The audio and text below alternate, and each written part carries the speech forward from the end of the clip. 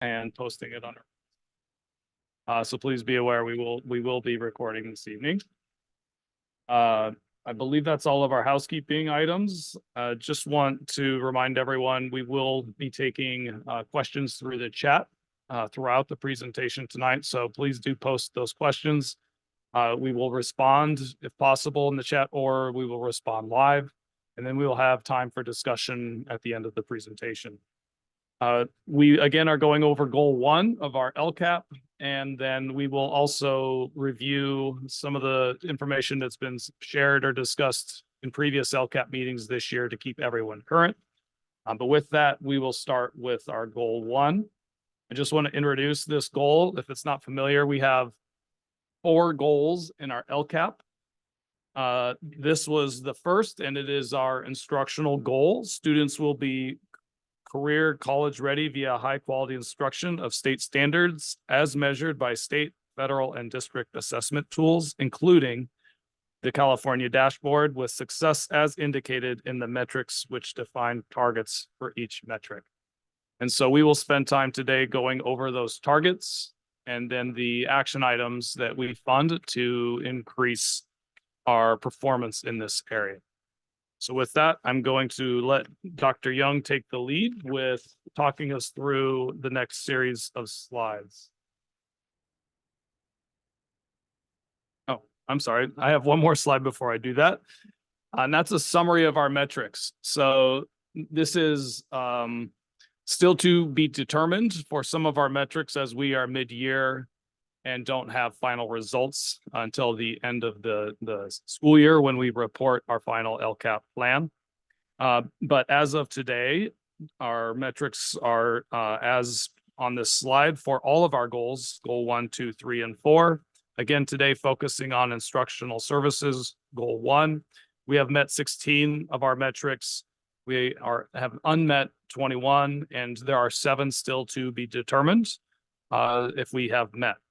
Again, these are metrics that are a 3-year cycle. So these metrics were created and established 3 years ago when we initiated this LCAP plan. And so now we're coming in year 3, and this is a true measure of whether we are meeting the goals we set forth in our 3-year LCAP.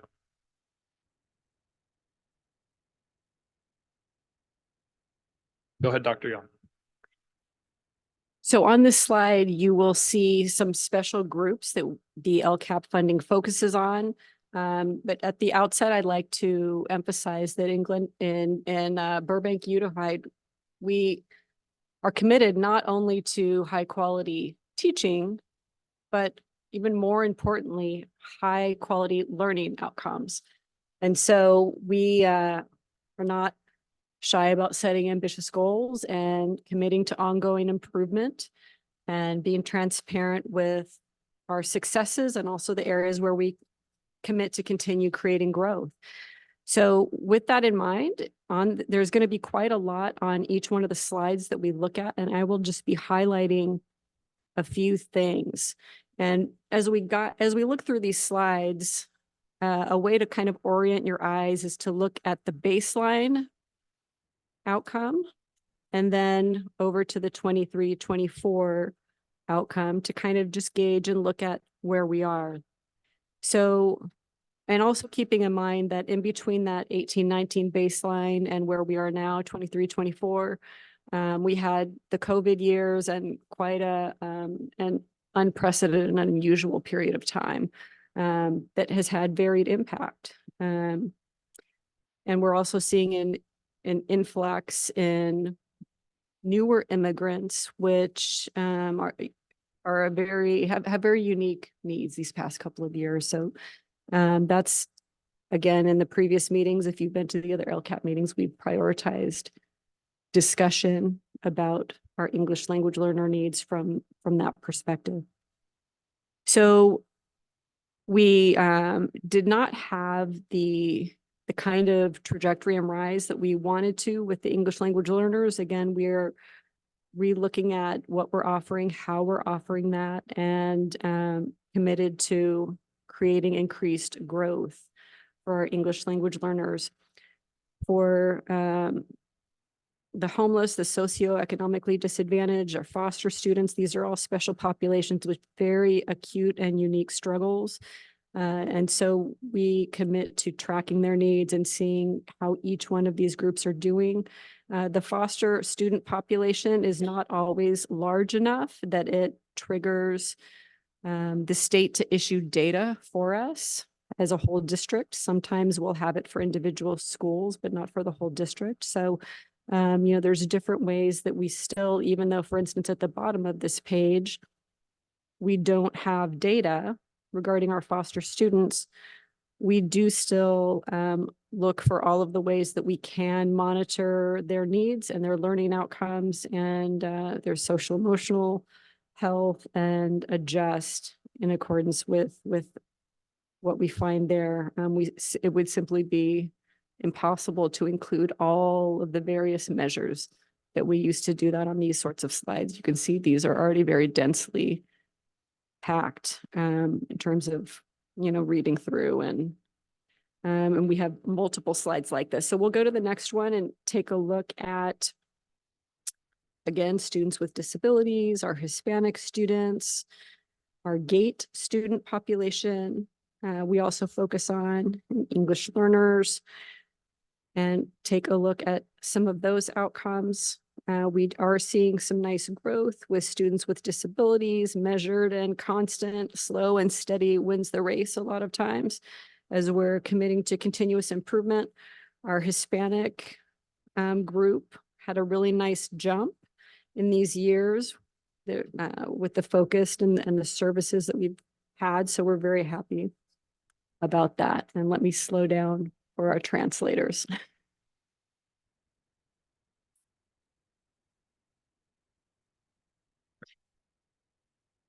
So again, I'm just going to highlight a few things on each slide. We'll be working through English language CASP and also into math results. You'll see with some of these same populations of students. So again, the socioeconomically disadvantaged, the homeless, the foster students, students with disabilities are key groups. We did see a nice growth again, with students with disabilities.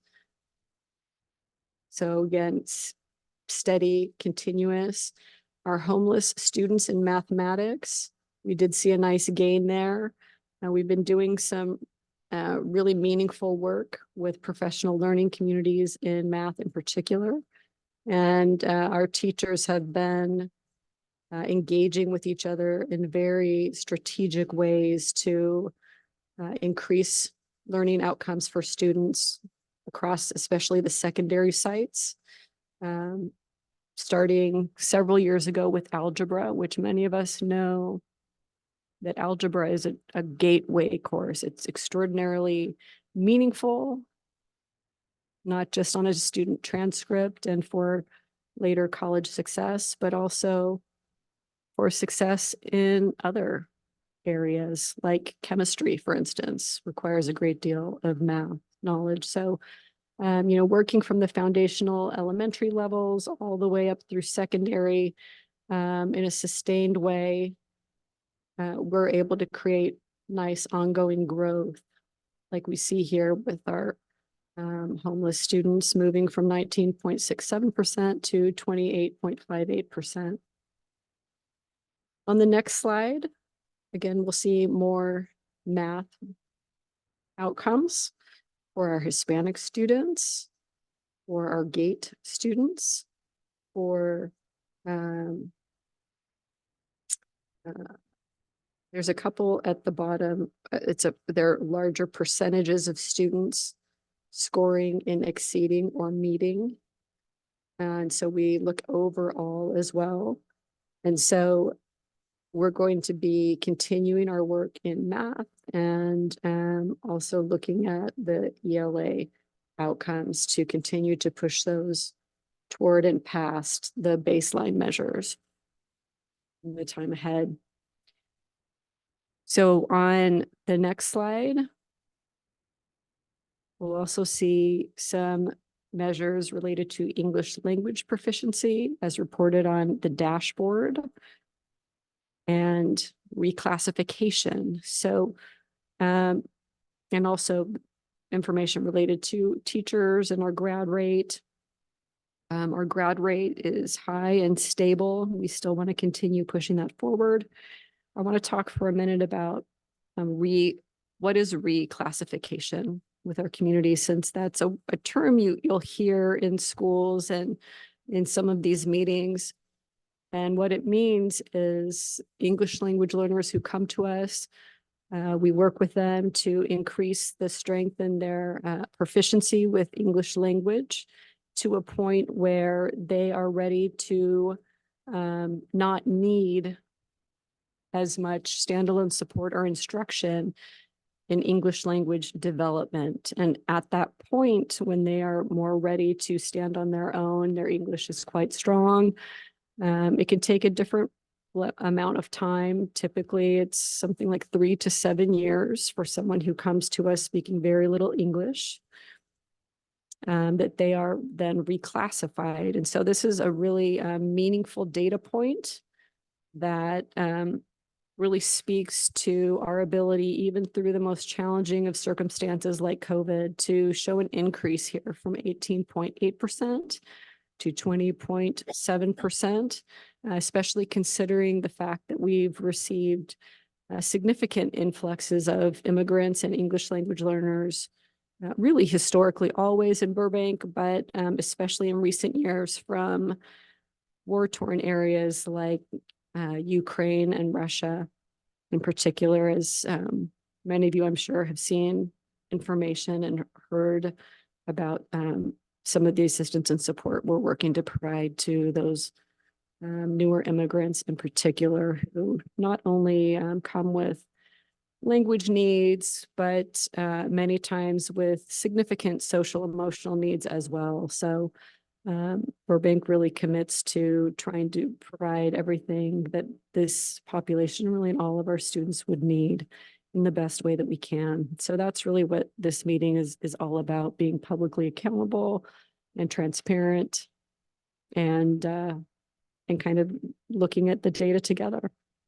So again, going to the next slide, we will look at our graduation rate for special populations, English language learners, socioeconomically disadvantaged, homeless, foster students. So we can see that some of these groups are still not meeting the level of the entire population as a whole. And so part of our commitment is to continue to reflect and refine what we do to meet their needs. Certainly graduation rate is amongst the most important measures that we have. All 13 years of our education lead to this occurring or not. And so we really, along with the state, dig in and look at graduation through various lenses. And you'll see that as we go to the next slide, that there are still other groups that we'll take a look at. Students with disabilities, again, nice growth for them. So repeatedly over the slides, we're seeing sustained in various areas growth for our students with disabilities. Our Hispanic population, really nice jump in graduation rate from 89.5 to 94%. And then looking at D and F rates in middle and high school, we're still analyzing this data, looking at it from first semester, but in this report, we tend to populate with the spring or end of year data. So obviously the F we care about, because if you don't pass a class, you can't graduate. Why do we track Ds? Because a D will get you a diploma, but a D does not prepare you for college. And we commit to holding ourselves to a higher standard, to creating college and career readiness in every way that we can, to leave all doors and windows open for our students to explore their passions and interests and to not have limitations because of how we structure our education or their outcomes or their transcript. So we do track Ds as a result, so that we can help and encourage our students to not just get a diploma, but be positioned and prepared for a successful experience in college post Burbank Unified. And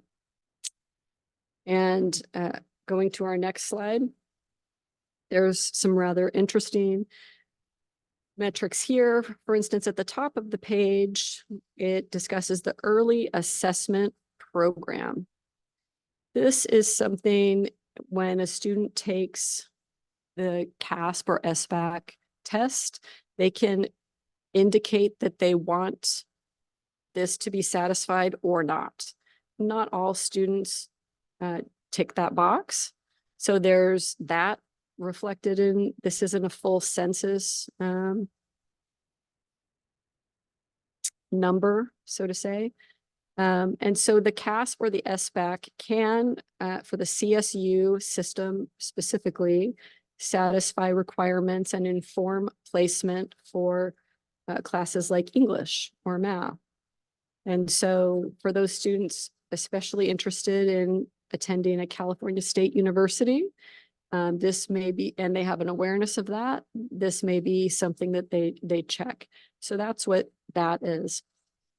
The percentage of A to G, meeting A to G requirements, this is an area that we have discussed recently with our Board of Education and identified as an area where we really want to focus and accelerate growth and achievement. And why is that?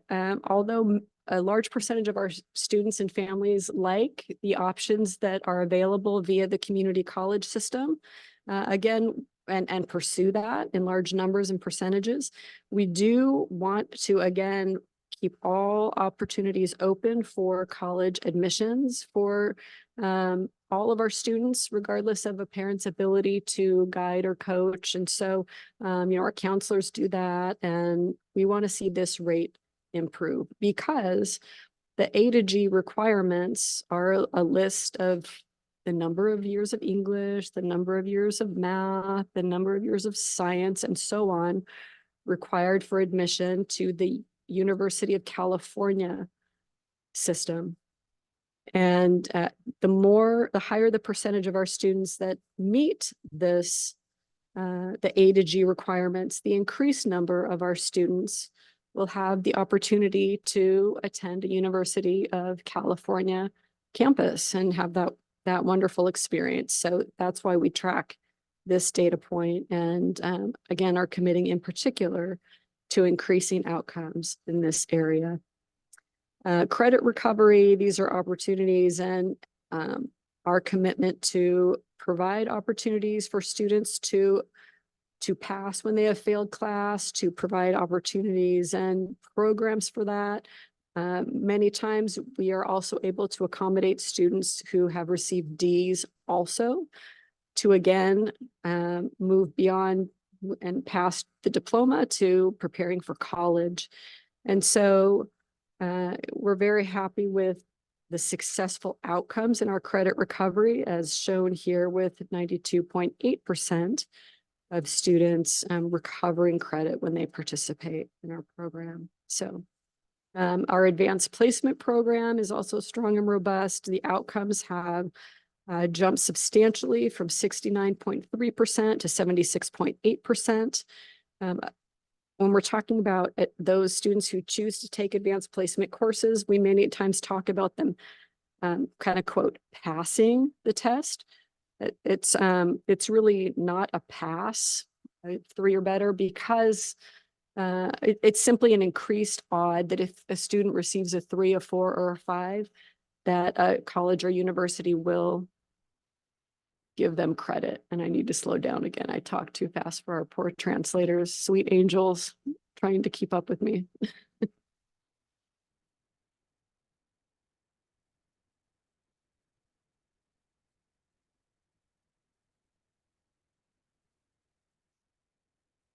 Also important to our learning outcomes or our student learning outcomes are certain other key measures. We know attendance matters. We also know expulsions and behavior matters. It also matters that we provide the type of support and learning materials that the Williams Act requires. And so you can see our outcomes in these areas. Parent participation is an incredibly important indicator of the homeschool connection and the kind of support and shared partnership that results in high student learning outcomes. And so these are all things that we really value. Moving on to the next slide. On the previous slide, you will have noticed, as you do at the top of this one also, that we have internal measures that we look at. So many of the measures we've discussed so far are external measures. So the state coming in, validating what we do, testing us externally, but we also have internal measures that we look at for proficiency and to guide us along the way. Beyond the sort of one and done once a year measures, we care to track and engage student progress throughout the year. And we care to be transparent about that as well. So some of those measures are not yet in for inclusion here, but they will be included in the final report. So college and career readiness. We've talked about A to G and the importance of having a C or higher grade and some of those things. College and career readiness is an interesting measure by the state that can be quantified in multiple ways. So a student can show college and career readiness by scoring proficient or above in ELA and math on state measures. They can also show college and career readiness by fulfilling 3-year course pathways in career technical education, by completing college level work. And we have many opportunities to do that with Glendale Community College, with partnerships with Valley College. We continue to work on expanding those opportunities for our students. And so these are some of the additional measures that you will see here. Can I add on that indicator specifically? The state has not reported that indicator for the last couple of years. So we're getting the first glimpse of data since 2018-19. So this is something we want to investigate because we've not been able to monitor it the last handful of years. Thank you. That's a significant thing to consider as we look at these numbers, that we're, again, rebooting some of them after COVID. And this one in particular requires a unique level of rebooting because some of the measures require 2 years of student performance versus 1 to gauge outcomes and to say, and for the state to deem that yes, this student is college and career ready. So we already saw an A to G outcome. Why are we seeing it again here? That is because we are looking at the cohort of students, the smaller cohort of students that the state has deemed by one of multiple measures. And again, this was suspended for several years during COVID, through one of that the state deemed college or career ready. And of this smaller group of students, how many of them also satisfied A to G requirements, which of course would be one way that a student naturally could show readiness if they met those college entrance requirements. So there is quite a nice jump here of 67.4% to 85.9%. But again, as a district, we're committed to expanding that circle with A to G readiness and including more of our students in this number to increase their opportunities in the future. So I think I'll be turning it back over to Dr. Anders at this point. So the last set of metrics are specific to our local indicators for the most part. You'll see a broad course of study, access and enrollment, adopted course of study, all part of the local indicator that we report to the state. We do that by looking at local data and our local processes to make sure they're appropriate. And then the last two, 4-year adjusted cohort graduation rate. This is unique in that it's looking at not only our seniors that are graduating in 2022, 2023, but that original cohort of freshmen that started in our schools. So this rate includes students who have either left the state, gone to other schools in the area since their freshman year, and they're included in that percentage. And then last one is, again, access and enrollment local measure that was met as far as our local metrics. So those are our metrics. There was a comment in the chat to update with a column so that each metric can be identified individually as met, not met. Typically mid-year, we still have some metrics to report out on. So these will be identified individually as met, not met in our LCAP plan when it's finalized, but we can try to incorporate that. Do reference earlier, there was a slide that gave the total for each goal, and just want to just being transparent, since that column wasn't there. For our goal 1 instructional services, we met 16 and we did not meet 21 of those goals, and 7 are still to be determined.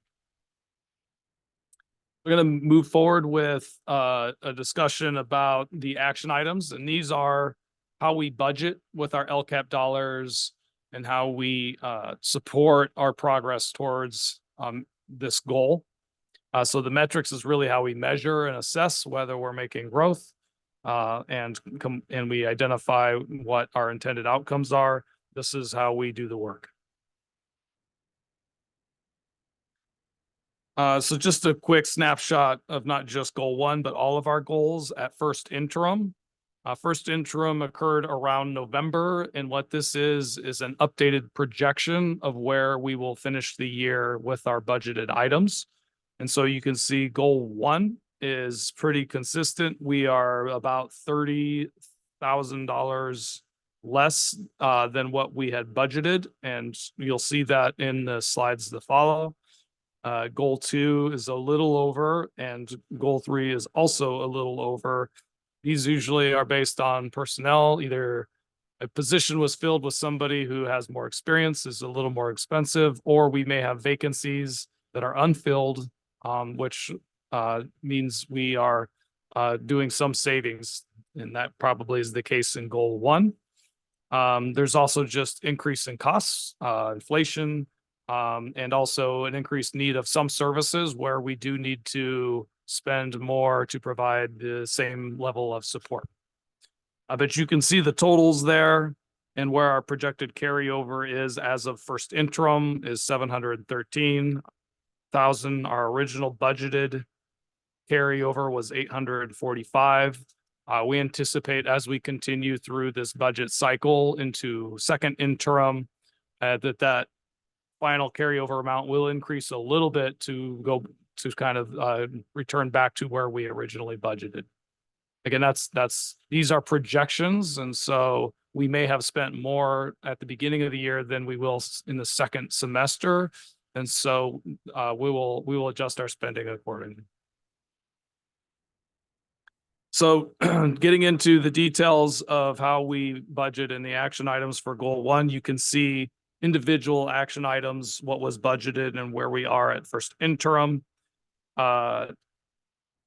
Most of these, there is some fluctuation with these, depending. I believe the ELD specialists is increased because it's now 3 FTE instead of 2.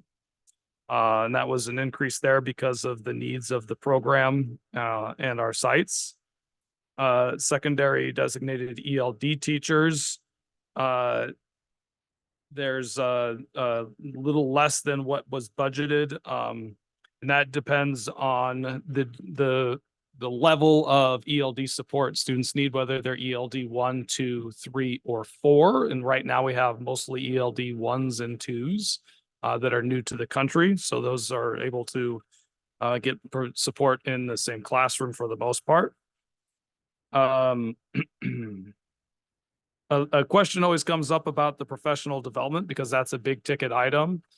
And that is, that funds our pre-service week. It funds about a day and a half. It's not exactly a day and a half, but we do contribute $1 million from our LCAP to provide that opportunity to provide professional development to our teachers prior to the school year starting.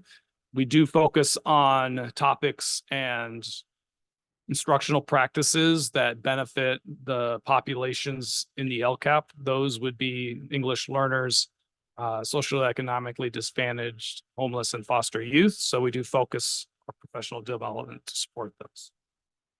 Moving to the next slide. You can see that most of the costs here are pretty consistent across the board. Behavior specialists has increased. There's a couple areas where we've hired new staff that come with experience. We're always looking for highly qualified candidates to work in Burbank Unified. And then also you can see some of the items that have been a part of our previous discussions when planning for the new school year. So I'll pause just for a second to make sure we don't have questions about where we are this year with these items, or if there's any individual items that there are questions about.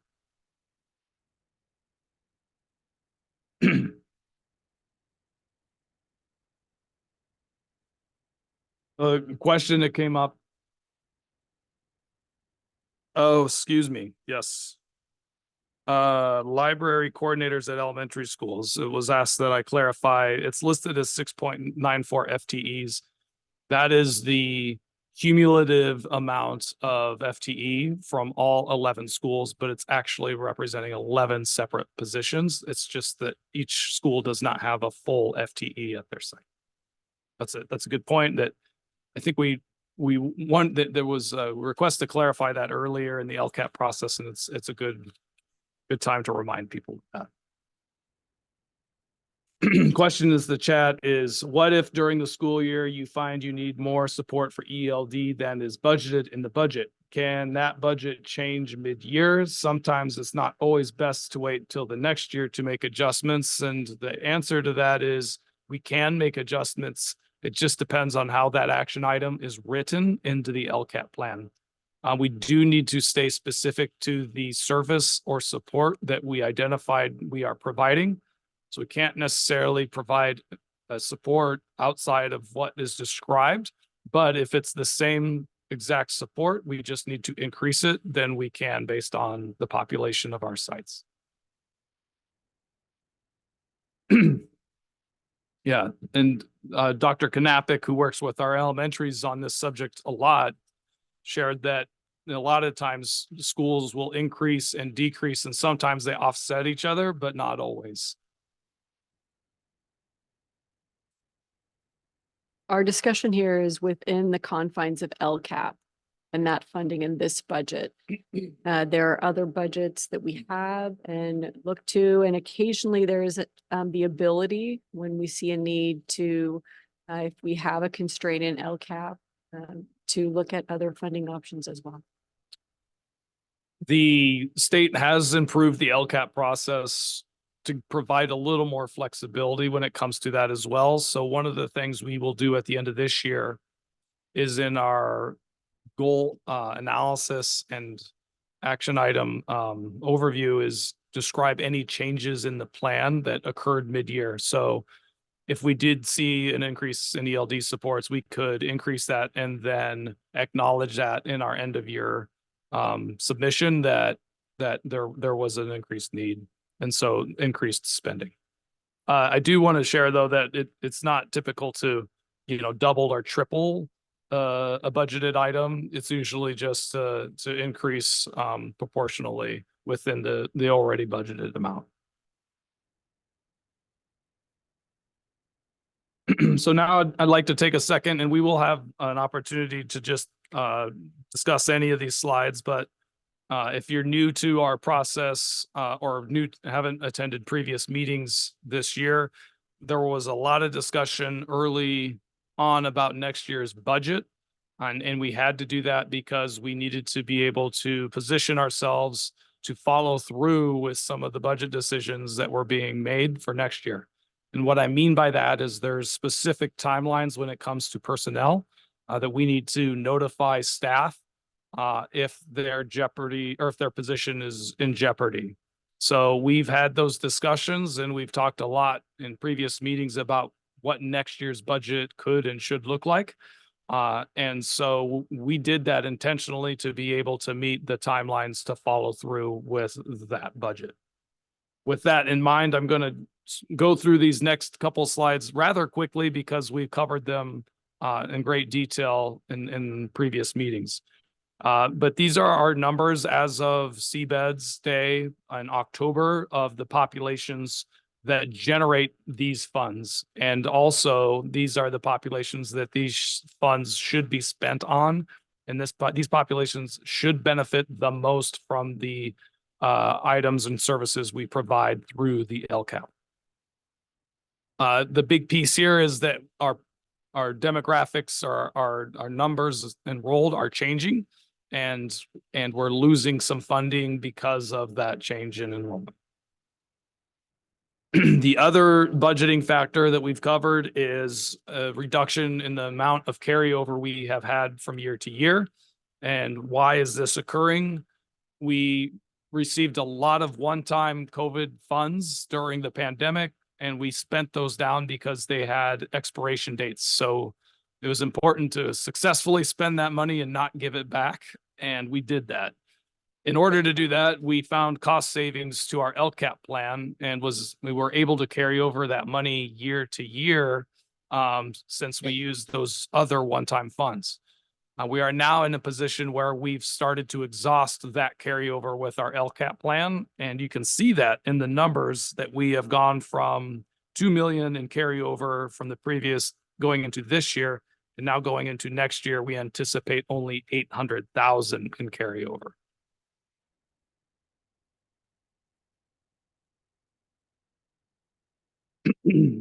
So with that in mind, the need to reduce our spending in order to be solvent with our budget, we've had a lot of conversation about where we can reduce or remove items from our LCAP to stay balanced.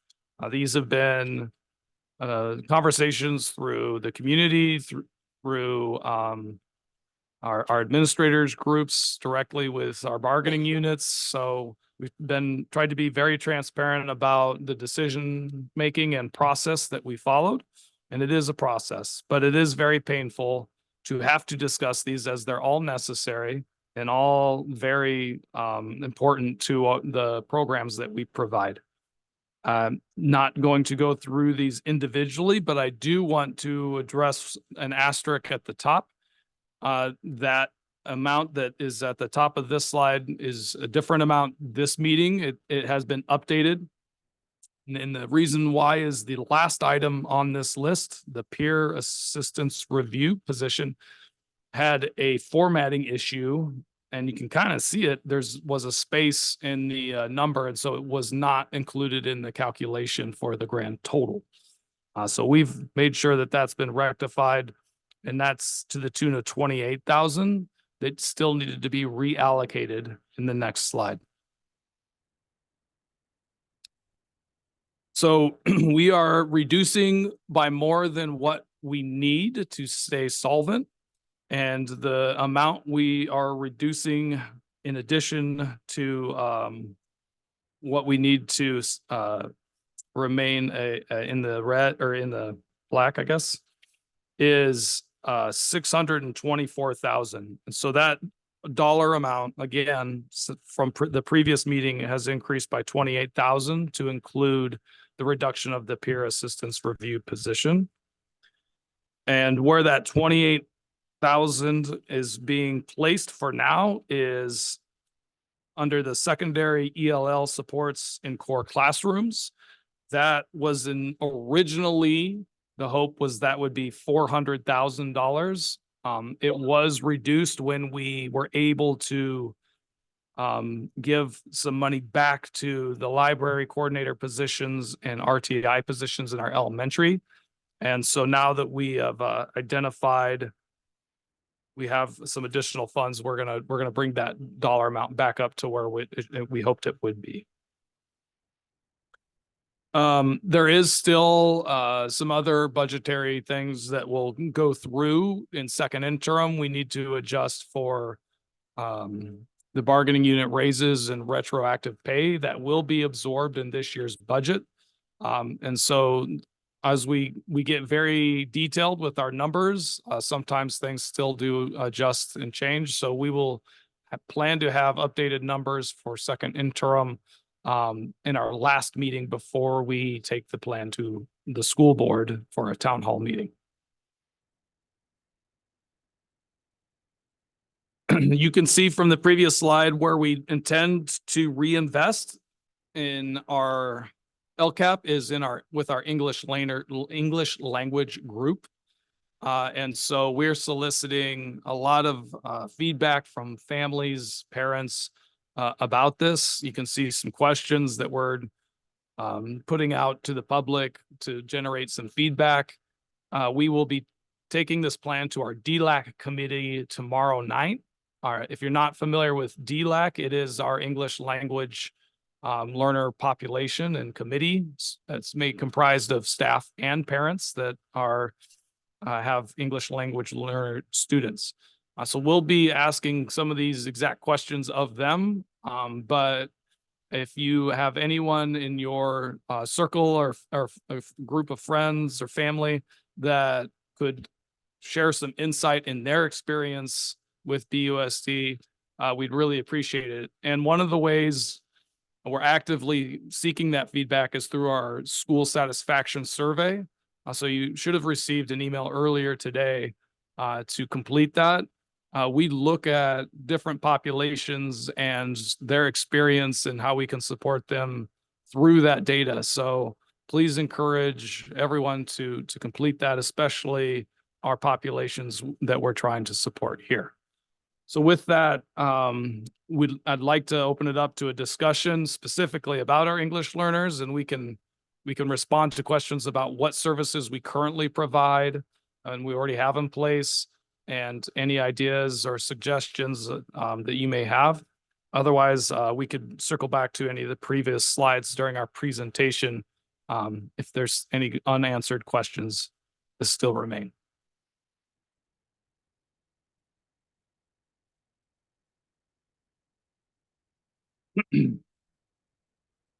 One of the things I will share about our ELD services is we always have a need for translators of different languages.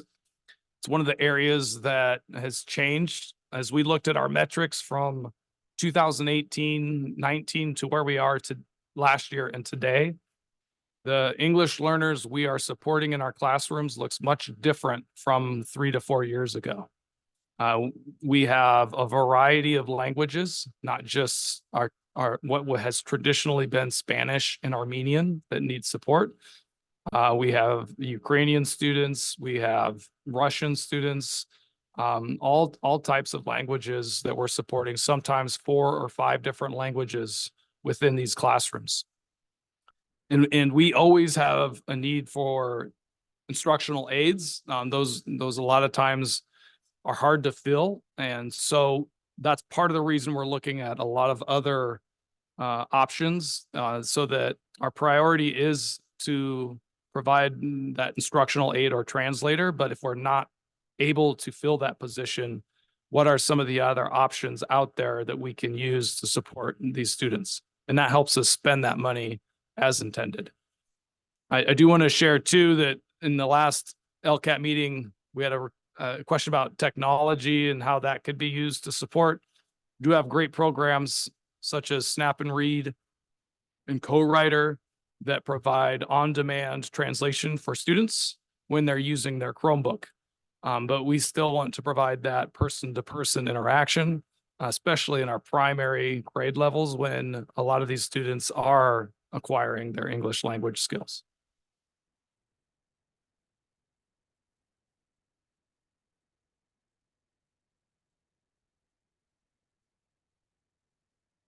Yeah, Dr. Knappich also indicated that we have devices deployed at our sites that do provide immediate translation from one language to another for students as well. I see a question. We have a couple questions that have come in. So give me a second to look at these and then we will respond. Are you doing that? One thing that I would share as Dr. Anders is looking at that, at the questions in the chat, is that there are multiple venues where we unpack data and information and analyze getting to the best possible results for students. So for instance, this afternoon, we had a meeting with all of our secondary principals where we specifically were looking at our interventions and having appropriate student support for all of our populations and the various programs that we offer. And one thing that specifically was discussed today amongst our secondary principals as an area of interest that could be of great support to many of our special populations, including English language learners, is UDL, or Universal Design of Learning, as an area of interest to look into that, to bring some professional development to our teachers. And so I share that as a backdrop for understanding our commitment to our goals and the many ways that we seek to reflect and to refine and increase outcomes for students. So I'm going to address the last question first, because I think the earlier question may deserve a little more discussion. When it comes to PE classes and posters for directions on how to prepare for PE, we do have our translators, and so you can always work with instructional services to get anything you needed at the site translated. They're here in our meeting tonight. I want to thank Anna Arzumanian and Nuria Lundberg, who do a great job of translating a lot of the materials you see on our campuses and that are distributed to families. They have a unique blend of experience to work in the educational realm and understand all of our jargon and acronyms and really translate things so that the message is appropriate and as intended when they do their translation. So shout out to them. They are part of our LCAP budget. So we do pay for their services through this plan. But again, if you need anything like that, we're happy to support that, and we have funds to be able to provide that. That's a great suggestion. We'll work with you on that. The other question was about electives at middle school, and I know one particular elective was identified as students in the drama tech elective, and specifically at our middle schools. I do not have those numbers. I'd be interested to look into that. I'd also be interested if there's a reason we're looking at that specific elective. And Ms. Dunkel, I think, asked that. If you want to email me any specific concern or reasons for looking at that, I'd be happy to look into it. What I would share is that both middle school and high school, the student schedules are pretty impacted with only 6 periods of the day to take all of their courses. So oftentimes, especially at middle school, if a student is an English learner, their elective is being utilized to provide English language development. And so they don't always have the option to take an elective outside of the supports that are provided through that. We always work individually with families to make a decision that's best for them. But again, we always prioritize their English language acquisition, if possible, when scheduling them into their classes.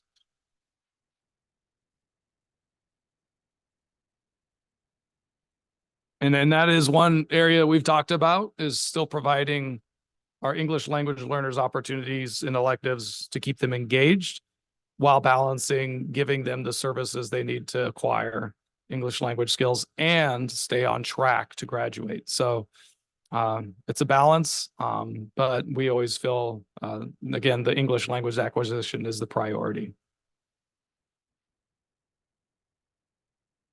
I believe that's all I see for questions. I want to thank everyone for attending this evening's meeting. I appreciate the suggestion to incorporate into our slides for our next meeting.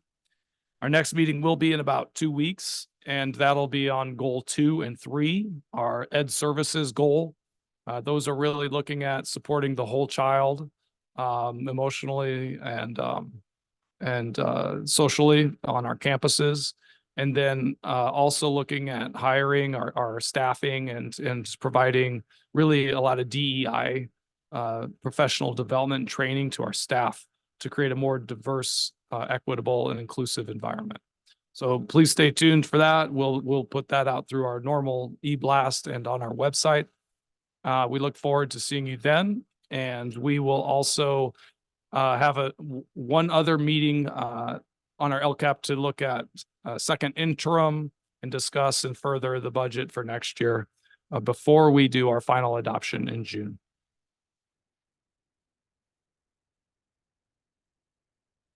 Appreciate everyone. Have a safe night. Stay dry. Hopefully we can all get a break from the rain.